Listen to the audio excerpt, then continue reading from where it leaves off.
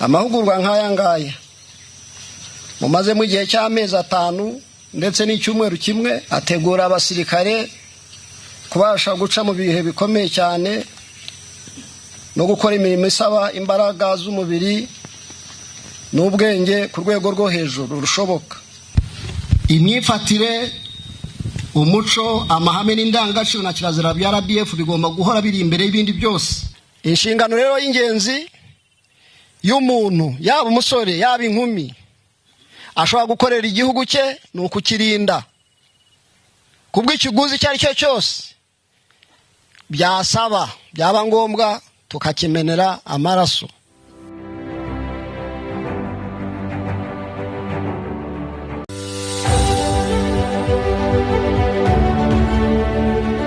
Message à mes compatriotes du Sud Kivu.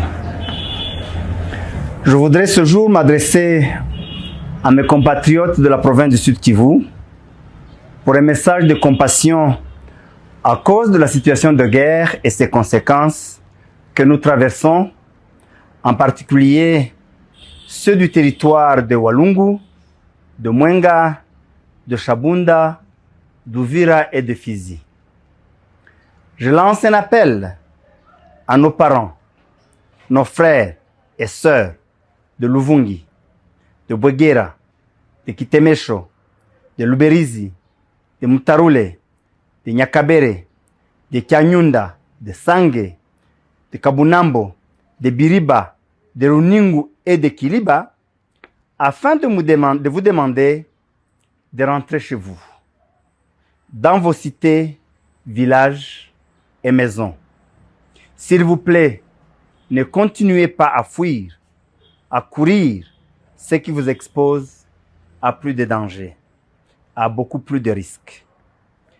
Aux frères et sœurs d'Uvira, à partir de Kawizi, de Kala, de Mayamoto, de Kavimvira, Kasenga, Mulongwe, Kimanga, Songo, Kilibula, Kalundu et d'autres quartiers, toute la ville d'Uvira et ses 3 communes, jusqu'à Makobola, de ne pas fuir.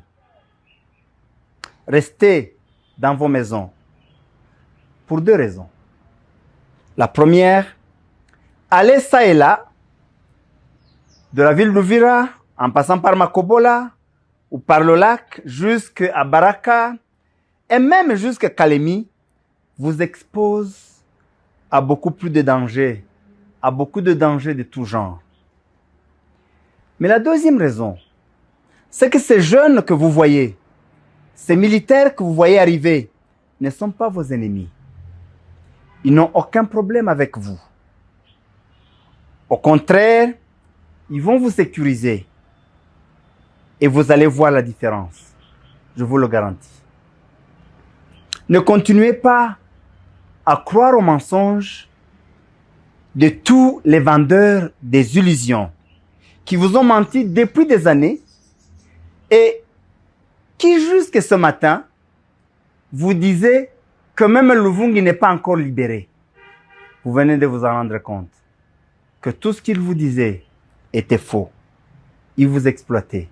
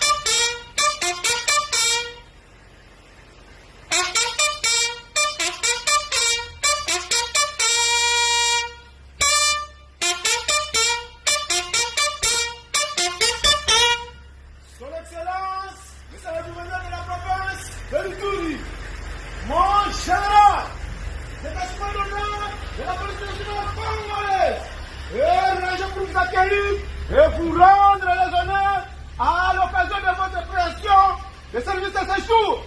Commandant, brigadier de Dumba, du Caballero, Saddam. Plusieurs avènements généraux.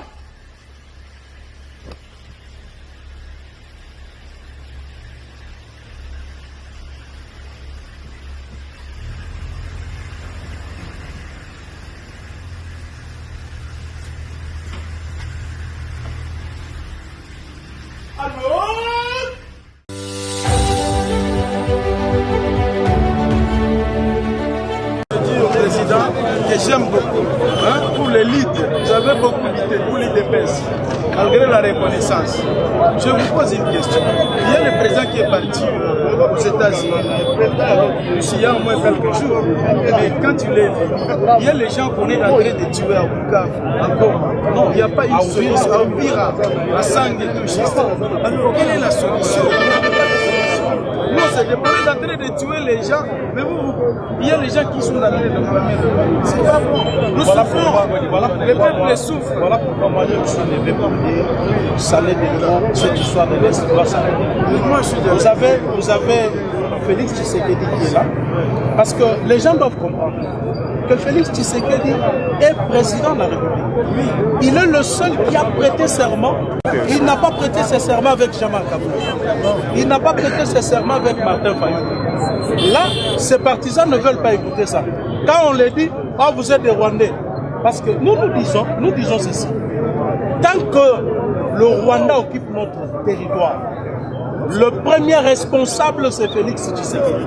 Parce que c'est lui qui avait prêté serment de défendre l'intégrité territoriale de notre pays. Alors, monsieur, nous lui avons dit, monsieur, achète les armes, achète les munitions, brasse ces M23, renvoie-les au Rwanda.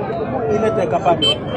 Qu'est-ce qu'il nous Il manque? est incapable. Qu'est-ce qu'il nous manque? Nous ne manquons de rien parce que l'argent destiné à acheter des armes et des munitions entre dans les poches des individus. C'est pourquoi nous nous avons dit, Tshisekedi est incapable de terminer la guerre par les armes. Alors terminons cette guerre par le dialogue. Parce qu'on ne peut pas continuer à laisser Tshisekedi dans sa roublardise, dans ses tâtonnements, dans ses essais et erreurs, embarquer tous les pays dans une situation que nous ne saurons plus régler. Le rebelle est en train d'avancer. Hier, on nous dit qu'ils sont à Sangue, 15 km ou 20 km d'Ouvira. Si Ouvira tombé, ça voudrait dire que Kalemi va tomber, Lubumbashi va tomber, et ces rebelles-là vont venir jusqu'ici à Kinshasa. C'est pour que le Rwandais vienne demain nous fouetter comme ils nous ont fouetté à nos ancêtres.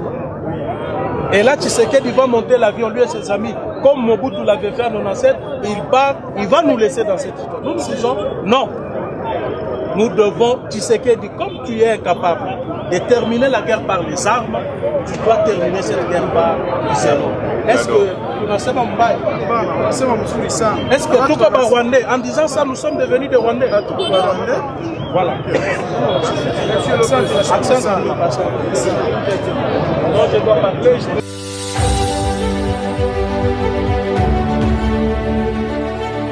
Vous allez couper Sabino. Félicitations. C'est une vaste opération dénommée Ndobo qu'ont menée la nuit de ce mardi à mercredi 10 décembre 2025 à Lubumbashi, les forces armées de la République démocratique du Congo et la police nationale congolaise. Cette opération a permis l'arrestation de plusieurs présumés malfrats ayant en leur possession des armes blanches et à feu. Parmi eux, des vendeurs de chanvre et d'alcool prohibés, ainsi que des détenteurs, des staffs. Ces arrestations interviennent dans un contexte où les autorités provinciales multiplient les efforts pour lutter contre le banditisme urbain. Le général Blaise Kilimbalimba, commissaire provincial de la PNC au Katanga, accompagné du commandant adjoint de la 22e région militaire, a présenté au gouverneur intérimaire Martin Kazembe Choula, qui avait à ses côtés la vice-présidente de l'Assemblée provinciale Liliane Nkomba et de quelques membres de ce gouvernement, ces présumés criminels appréhendés lors du bouclage. L'autorité provinciale était franche et claire vis-à-vis de ces criminels. Ils vont répondre de leurs actes devant la justice. Martin Kazembe Choula s'engage à appliquer également à la lettre les injonctions reçues du président de la République, Félix-Antoine Tshisekedi Tshilombo, pour faire régner la quiétude dans la province. Président de la République a notre partielle mission. Le président de la République nous a demandé de renforcer la sécurité de la population et de leurs biens ainsi que de l'intégrité nationale. C'est dans ces cadres que nous félicitons les forces de sécurité pour leur engagement. L'opération Ndobo, lancée par le vice-premier ministre, vise à garantir la paix. Nous voulons que la population puisse célébrer les festivités de fin d'année en toute quiétude. Toute personne impliquée dans l'insécurité, quel que soit son rang, sera arrêtée. Le président souhaite une vie paisible pour tous et nous réaffirmons notre soutien aux forces de l'ordre qui, par leur sacrifice, assurent cette tranquillité. Chef de l'État anapenda tuishi muamani na kila mtu afanye kazi yake vilevile. Le gouverneur a félicité les services de sécurité pour l'exploit réalisé et leur a demandé de poursuivre le travail avec loyauté et patriotisme pour lutter contre le banditisme. L'opération a été exécutée dans presque toute la ville de Lubumbashi et il va se poursuivre. Une sévère mise en garde a été lancée aux fauteurs de troubles. Martin Kazimbeshula entend assurer la quiétude des personnes et leurs biens sous toute l'étendue de la province qu'il préfère.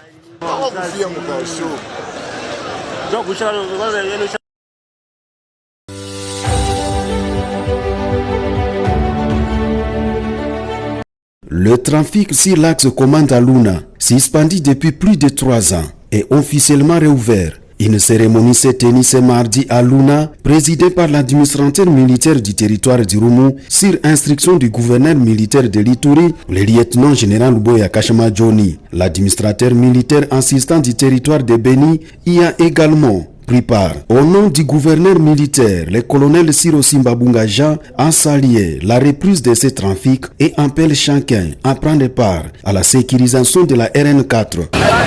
Très satisfait d'abord ce sont des territoires voisins et nous partageons les mêmes problèmes sécuritaires, les mêmes projets de développement et de trafic. Et donc, vous savez que la sécurité, c'est l'affaire de tout le monde. Il y aura la part des responsabilités pour les forces de défense et de sécurité dans le cadre de mutualisation des possibilités. Les associations de conducteurs, visiblement satisfaites, ont remercié les autorités militaires pour leur action en faveur de la sécurité et de la libre circulation. Nous disons merci à nos autorités des deux provinces. Nous les chauffeurs, ce n'est que de les remercier. Pour Oscar Sambei, directeur à la DGRP, cette reprise aura un impact économique significatif sur la province, notamment en matière de recettes non fiscales. Cette route a un intérêt capital sur le plan économique de la province. Aujourd'hui, notre économie va encore être boostée. Sous l'administration militaire, plusieurs zones jadis contrôlées par les ADF sont passées sous contrôle des FARDC et de leurs partenaires, notamment à Boutani, Mongue, Idou, Chani, Sokotanu, Ofaï, Otomaber, Ndalia et Mambelenga. Cette victoire revient au commandant suprême des FARDC et des PNC, Félix Antoine Tshisekedi Tshilombo et sa population de l'Ituri.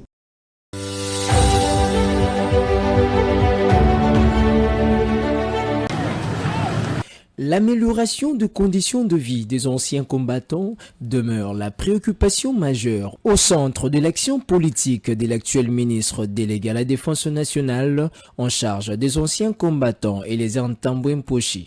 C'est dans ce sens qu'il faudrait classer la série des descentes effectuées ce mardi 9 décembre dans quelques résidences des anciens combattants en compagnie d'une équipe médicale professionnelle. Sous l'œil vigilant du ministre délégué et les Ntambwe, l'équipe médicale a procédé tout au long de la randonnée aux consultations par le test des diagnostics rapides ainsi qu'à l'administration de produits pharmaceutiques. La journée marathon a débuté sur l'avenue de la Science dans la commune de Gombe chez le vétéran Amangue Bindombe âgé de 70 ans. Ce dernier, d'après les résultats des consultations faites sur place, connaît quelques soucis de santé.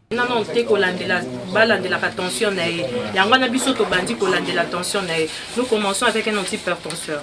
Ensuite, la délégation du ministre délégué s'est dirigée au quartier AM4 dans la commune de Ngaliema. En ces lieux, le ministre délégué à la Défense nationale en charge des anciens combattants a rencontré les vétérans Iberne Tampoué. Et cet ancien militaire a lui aussi profité de l'expertise de la même équipe médicale. La troisième personne rencontrée est le vétéran Sébastien Moubela, nonagénaire, résident à la cité des anciens combattants dans la commune de Ngaliema. L'équipe médicale a procédé de la même manière que les deux précédents. Chacun d'eux a salué l'initiative de l'excellence Eliezer Ntambwe Mposhi.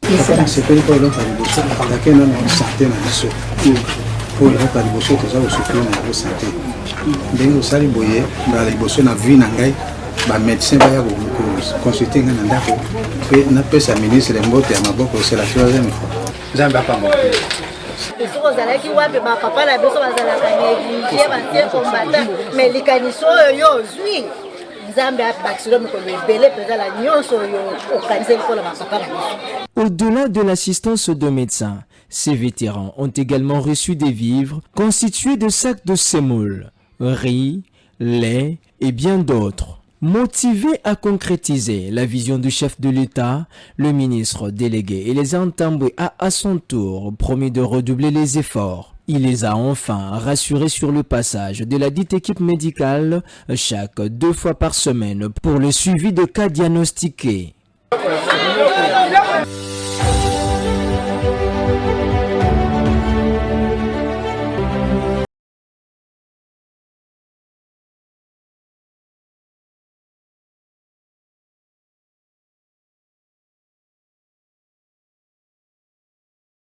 Un honneur profond et un devoir sacré de lancer les travaux de cette dernière plénière du groupe thématique genre de l'année 2025. La promotion des droits des femmes et des filles en République démocratique du Congo est semblable à une grande cathédrale à construction. Chacun pose sa pierre, chacun scelle un pilier, chacun élève une voûte. Au cours de l'année qui s'achève, nous avons avancé, parfois à petits pas, parfois à grandes enjambées.